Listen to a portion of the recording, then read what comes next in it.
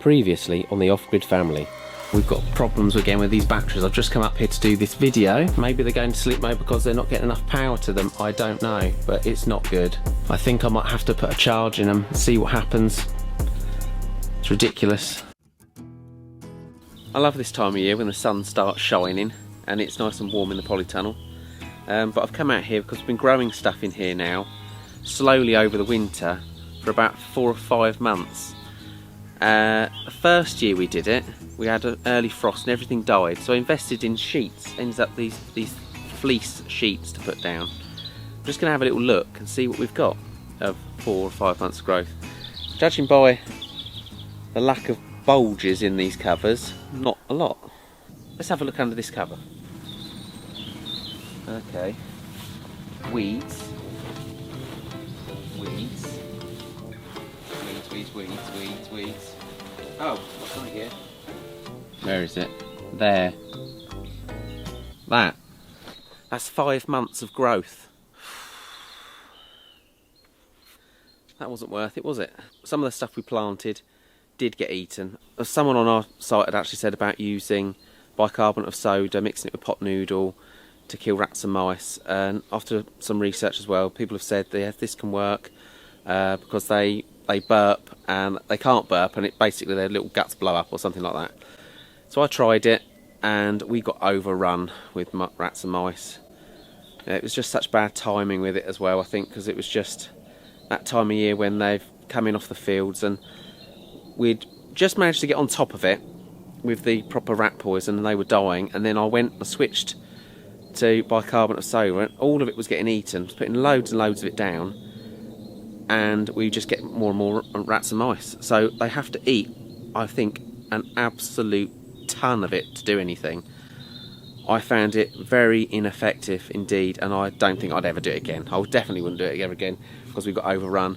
In fact, they were running away across the ground and they were diving. I've never seen rats that knew they could dive. They were diving into the pond like Olympians, like proper outstretched, little arms, almost like their little hands outstretched, diving. I was expecting to see some backstroke. They were so good at it, and they went under the water and they come up under the jetty. I had loads of them. I've had to put loads of the proper rat poison down. Let's have a look under this bed and see if there's anything under here.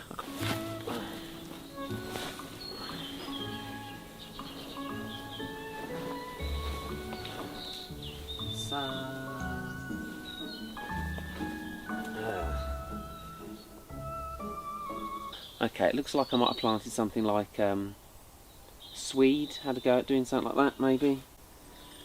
Or it's not done well at all. I think I hate growing stuff in the winter.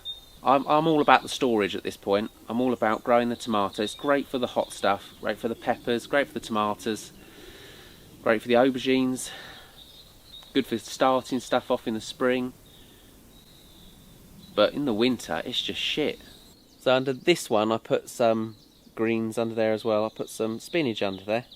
Thought, let's give that a go. I think we've got a little bit in there, but not enough to make a salad. I had potatoes under here. I was thinking, oh, might get potatoes for Christmas if we do it quickly. They just be useless. They actually did come up. Actually did come up and went black. Oh, we've got one there, look. That was there, look. So we might have that with something.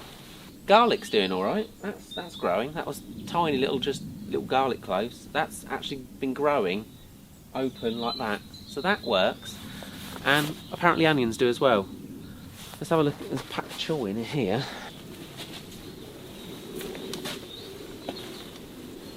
Absolutely rubbish. God, some days feel like it's hard work and you don't get very far. But I know come summer you're always grateful for doing it, for having the battle at the beginning. You're always really grateful when the amount of produce you get. You go, wow, we did all right, we did a lot. And we never think at the beginning, you go, oh Jesus Christ, this is crap, isn't it? Things are just taking a long time, and is winter ever going to end? And then you get into summer and you're just like, oh, loads of tomatoes, loads of fruit, loads of veg, and it all makes it worthwhile. Right, so what I've got is a little tiny like greenhouse, one of these little plastic greenhouses. They're really cheap, they're like 30 or 40 quid. Well, they were, probably hundreds now. And I've got a little bottle heater, and that was really cheap, but it didn't have any thermostat thing on it. I did have one that you could program, but you had to be part of Mensa to be able to program it, and in the end I found that the buttons didn't actually work very well, and it was broken. It was just a waste of money. So I just got basic bottle heater, and then I bought a plug with a little thermostat on it. I'll show you this.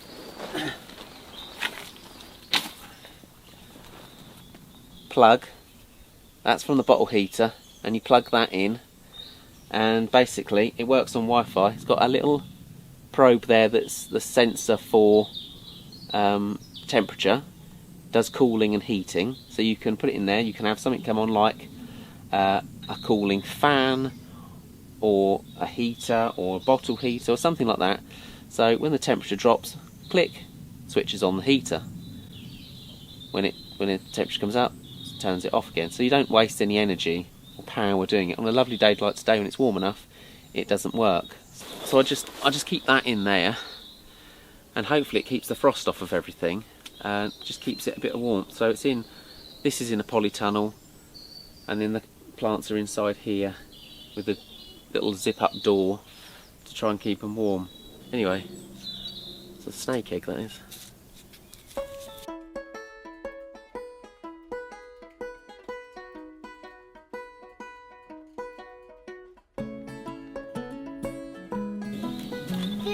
Chicken poo for this. Chicken poo? Yeah. To get cold. No, so they can grow.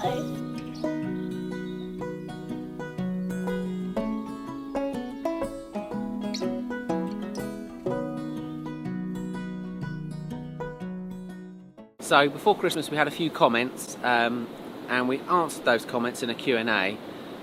And one of the comments was that we never got to, we never actually finished because we had problems with our batteries as usual, was how many watts does our inverter use when idling? So last time I was up here we had problems with our batteries, but it was just a case of they had 4 weeks of not being charged above 50%. Now I put a big charge into them, charged them up to 100%, and we haven't had any problems since. They're a bit of a pain, really. But yeah, so one of the comments was that we missed last time was about idling. What does the Victron Quattro idle at? Bear with me.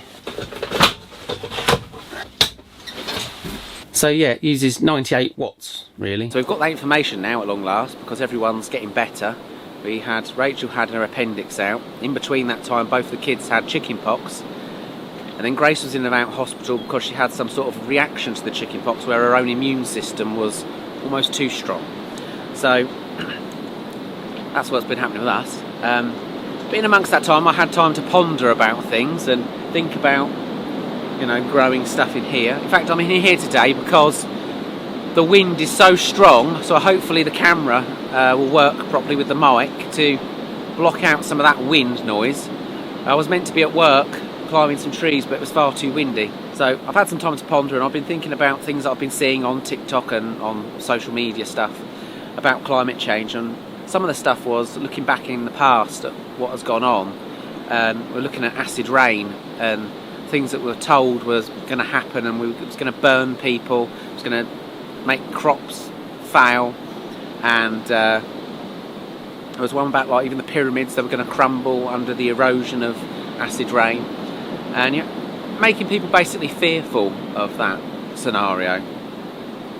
And as a kid, I was actually thinking, oh God, it's going to be awful. Because there was films out back then, like there was one called Escape from LA, and there was like this guy going around like this, you know, I'm in the acid rain, man, like this in an anorak and stuff.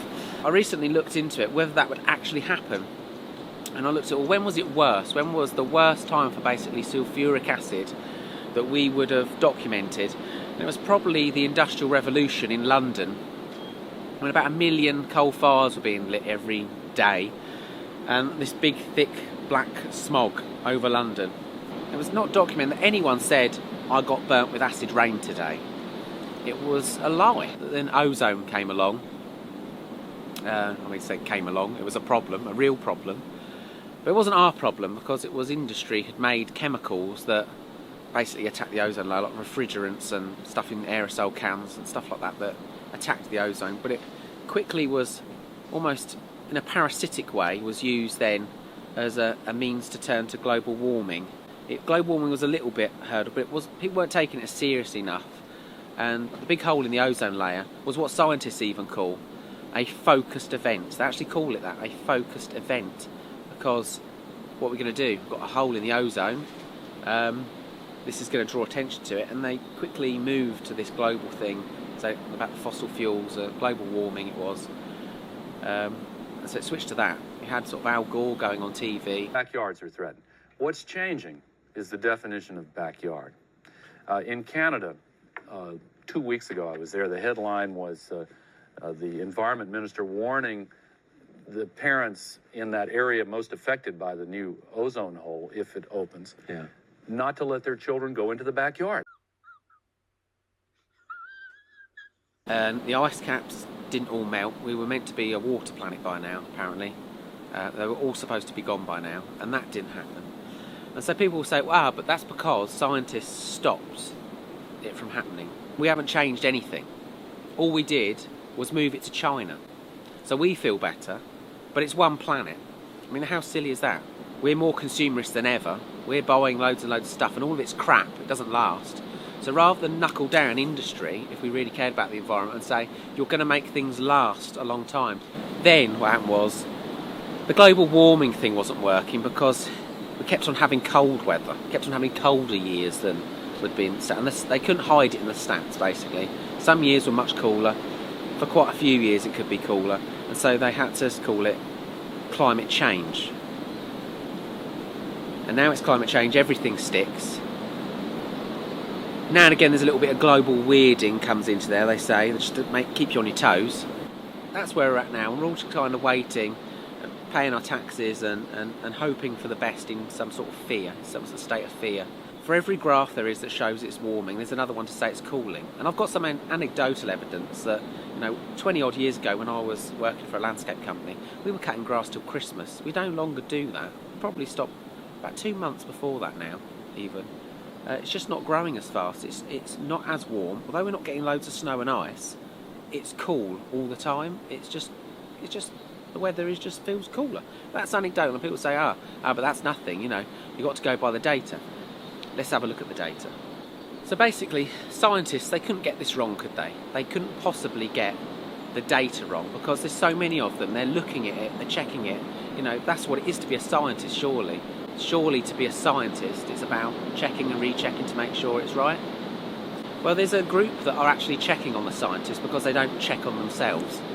They actually say, this is a quote that they say at the beginning of their page, "We do not believe any group of men adequate enough to or wise enough to operate without scrutiny or without criticism.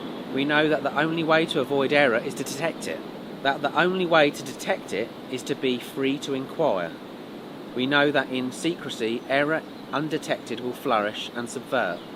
J. Robert Oppenheimer wrote that, and they put it on their site. And then you look on the stuff they found. Class 3 measurements are only accurate to a degree, according to the WMO. Class 4 and 5s, which account for 77.9% of weather stations, have an uncertainty to 2C and 5C respectively. If we average this together, it means that the poor sighting could be artificially overstating the Met Office's UK temperature averages by 2.5 degrees. Could that be where your global warming's coming from? Bad science by the looks of things. And this is what people are hinging a lot of it on. Because they don't get out much. My anecdotal evidence about cutting grass 20 years ago up until is as valid as that, easily. I've actually seen it and done it, and it's that, grass was growing, it wasn't growing because it's got cooler. Their data's wrong. So we're going to combat this pollutant called CO2. Pollutant. I mean, how ridiculous to call it a pollutant. It's plant food, but to combat it, we're going to cover the countryside in solar panels. Around here, there's thousands of acres going to be covered in solar panels, and it's horrible. They're just black things They aren't good for the environment. It's not about environment. It's not about the health of the planet. It's not about the insects and the bugs and the actual environment that creatures live in. This is purely a business. And it's not a very green business. Put them on roofs. We've got them on our roof.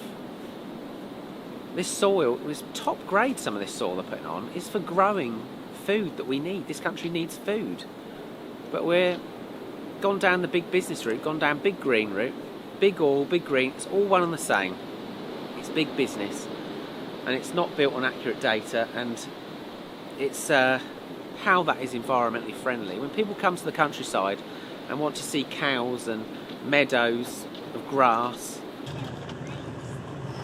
they're going to get all these black panels everywhere, just hundreds and thousands of acres of solar. So this has got nothing to do with saving the planet. Putting solar panels everywhere has nothing to do with saving the planet. It's about big business. And blaming a lot of this stuff on CO2 is just so wrong. Polytunnels, glass houses, greenhouses, you can buy in this country online CO2 generators that double the amount of CO2 in that area where you're growing. 20% faster growth of the plant, so a better yield as well, better production. Like they need CO2.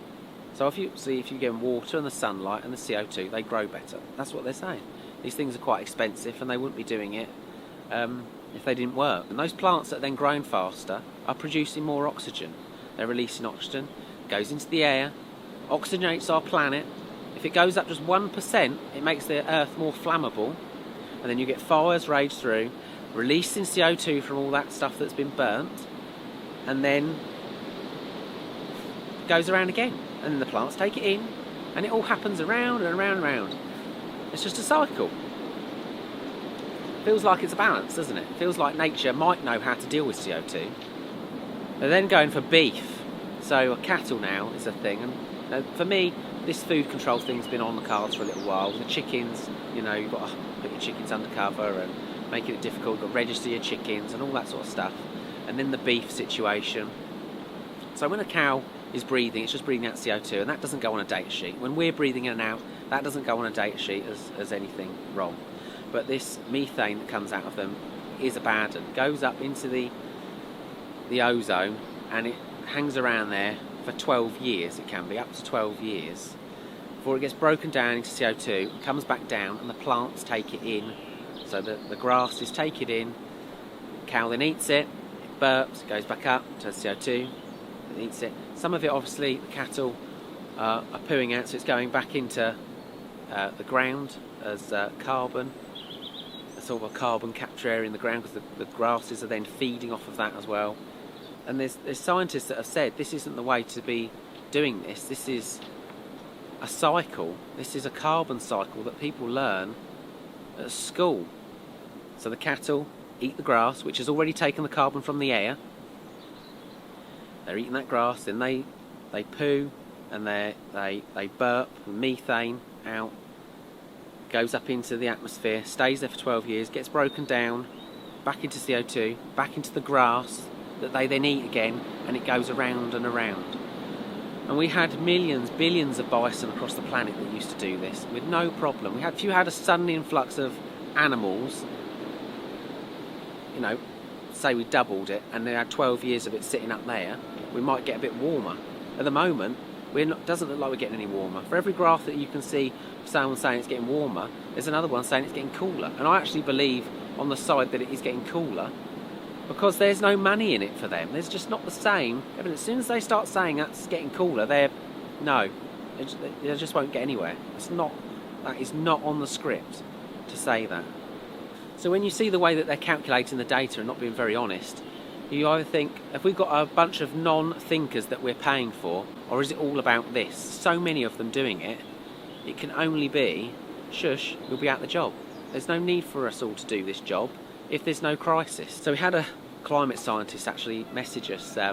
He was concerned. He was basically telling me to stay in lane. He said, I wish you wouldn't talk about sort of climate change without educating yourself, because we all heard that one over COVID, didn't we? Do you remember? Educate yourself, listen to the science, don't question anything. Like, science isn't about questioning stuff. he was generally fearful, I think. It was actually, because he wrote such a long message, you know, you can tell someone's really actually scared because he wrote such a long message. But he got a number of things really wrong, really wrong. I'd said about this island used to be a forest island, and he said no, it wasn't a forest island. He was arguing about that. And you look on Google, you can check that it was 80% of this was a wooded area. It was a forest island. And he also said that oak trees need a great big field to grow in, like they can't grow together, like they need loads and loads of space. Well, they don't. I'm growing hundreds of oak trees here, about 2 metre spacings. You shouldn't be here. It makes really strong, tall, straight oak. And the French know this. They have the best oak in the world because they grow it so nice and straight and tall. Very little bottom branches. And there's evidence of this in the fens. They're digging up bog oak from 7,000 years ago that went over when it flooded. Some of those oak trees are 100 foot tall with no bottom branch. They probably had small bottom branches on at some points, but they've rotted away. None of these great big boughs that these oaks have when they're in a field. So it's completely wrong. It doesn't know how nature works. It needs to get out more and test it. But then he said, you know, the data I'm looking at, sort of thing, the data I'm looking at is getting to be, you know, we're 1 degree away from catastrophe, was his concern. And then you look at the data, and that's also shit too. Fear is not a good thing when it comes to science. You can't think rationally with fear. COVID was a prime example for people not thinking rationally. We had people that were reasonably sane say things like, you know, wanting vaccine mandates. Let's not live in fear. Fear is not conducive to good science. And what we're actually seeing from mainstream science is a lot of activism. You know, people that are emotionally active, if not financially, incentivised by it. So, I mean, some of you will agree with what I've said and some of you won't. Some of you are going to hate it. And I'm telling you to not trust people that you've probably trusted. That's difficult for the brain to handle. I've been through it at times when you have a few sleepless nights and you just go, how would that happen? That can't. It doesn't make sense till you follow the money. Let's not make the same mistake as we did with COVID. Some of you will make those mistakes. I'll see you in the comments.